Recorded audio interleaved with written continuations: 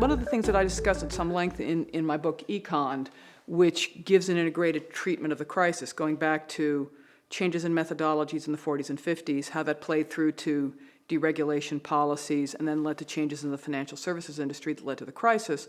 One of the big things that I talk about, specifically on ideology, is this poisonous term free markets. And a few people were even using it, and I wanted to cringe. I feel that free markets, along with all the other things that people want to abolish, but the free market, that phrase free markets actually needs to be questioned, because it's come to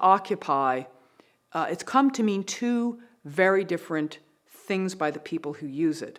For most economists, and there are actually AEA surveys I'm not just saying this in a loose way, there are actually AEA surveys that support this.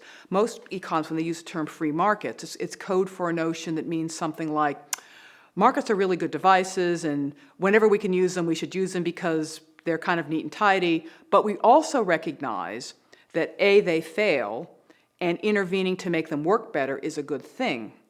And that the failures often involve concentrations of power, oligopoly, monopoly type. I mean, there are other things too, like externalities, but there are, that markets are good, but ... and those ... justify various interventions.